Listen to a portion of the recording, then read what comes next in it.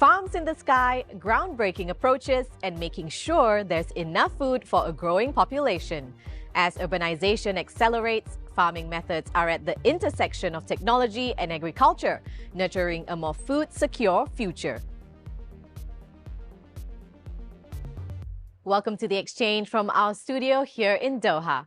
Coming up on this episode, we sit down with His Excellency Fahad Al-Attiyah, Executive Director of Qatar's Caravan Earth Foundation, to talk about the challenges of food security for small states. And later on the show, we speak to Daniel Khashab, CEO of the startup Choco, who's created a tech platform to combat food waste. The quest to feed 8.2 billion people without depleting the planet's resources has never been more important. The UN aims to end food insecurity and malnutrition by 2030. Last year, over 295 million people faced acute food insecurity, a 5% increase from the previous year, driven by conflict and climate challenges. In densely populated countries, urban farming offers a vital solution for food production. Around $40 billion is needed annually to boost sustainable farming, utilizing methods such as hydroponics, aquaponics, vertical farming, and community gardens to maximize limited space for fresh produce. Another key step to ensuring we have enough food for everyone is to reduce wasting what we already have. The UN estimates that 14% of the world's food, valued at $400 billion, is lost annually due to waste and unharvested crops. Despite its arid climate and water scarcity, Qatar has made significant strides in improving its agricultural practices as part of the government's commitment to food security and its Vision 2030 goals. I spoke with Fahad Al-Attiyah, Executive Director of Caravan Earth, a foundation focused on sustainable agriculture. He pointed out that low-tech solutions can often be more effective in achieving desired outcomes. Some nations have been cultivating in traditional methods and regenerative ways for thousands of years, and it's still going on. I mean, why would we need to disrupt that? I think we should be more cautious about certain technologies that are presented to us. And that's why I focus on what we call low-tech, because it's the most sustainable and regenerative form. And it can be exported to countries with lower income, with very little barriers. I think a lot of the hunger that we face is that we have bad distribution. So we need to empower those communities to cultivate their own land using regenerative methods, so that gives them micro-resilience. That's His Excellency Fahad Al-Attiyah with important insights to Qatar's self-sufficiency goals. Another small state, the island nation of Singapore, aims to grow 30% of its own food in the next 5 years. But with a shortage of land, the city-state has had to look for alternative methods. And as our reporter Patrick Fogg finds out, one particular method has blossomed. Hi Layla, take a look at this.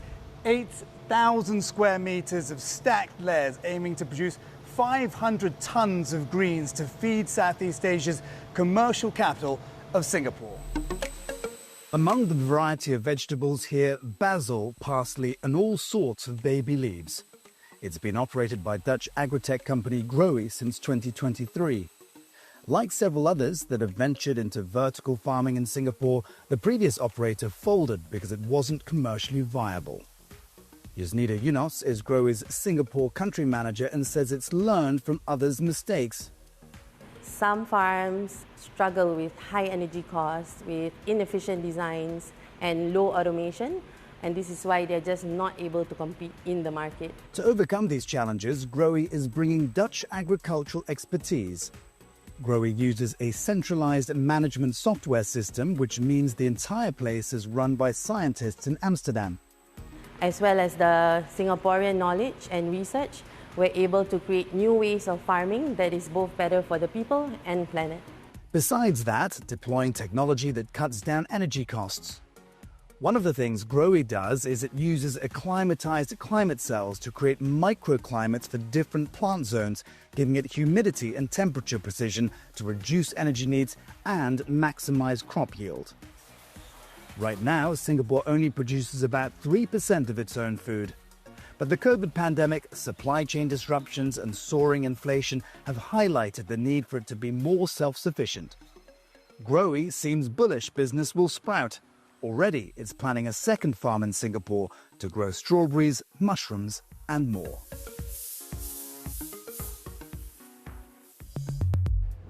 One of the biggest conundrums is that the more we produce, the more we waste. But is it realistic to make, buy, or consume only what we need? I spoke to Daniel Khashab, co-founder and CEO of Choco, a startup which uses data-driven solutions to streamline wholesale orders to reduce food waste. The food supply chain is a very long chain. It starts somewhere with the farmer and ends usually in a very different country with the consumer. Food distribution should use AI to understand in real time how much they are selling, where they are buying from, and to use algorithms that can actually predict demand patterns. So Choco's vision is to enable a sustainable food system. And that means a system on which every single player is connected, a system that makes sure that we have sufficient food at all the places where we need it, but that we don't grow more than what we sufficiently need. Now it's time for our regular feature, Business in 60 Seconds. Start the clock. Hisense is gearing up to announce its Q2 2025 earnings, showcasing its commitment to sustainability and innovation in manufacturing. The Chinese firm has expanded its global operations and prioritized R&D and eco-friendly practices to strengthen its leadership in the electronics market. BYD is preparing to announce its Q4 2025 financial results as it sets its sights on selling half of its vehicles outside China by 2030. This ambitious strategy is driven by a rapid expansion into European and Latin American markets. The auto giant has recently quadrupled its sales in Europe, showcasing its commitment to growth. And Manchester United is gearing up to unveil its Q4 2025 financial results as the club approves a landmark $2.7 billion stadium project. Plans are in place to construct a state-of-the-art 100,000 capacity venue to replace the historic Old Trafford. From self-sufficient ecosystems and urban farming to tapping on technology to reduce food waste, we've seen that everyone in the food chain has a role to play to help reach the goal of eradicating world hunger. Well, that's all the time we have for on this edition of the show. Please do check out Euronews.com for all your latest business news. And thanks for watching The Exchange.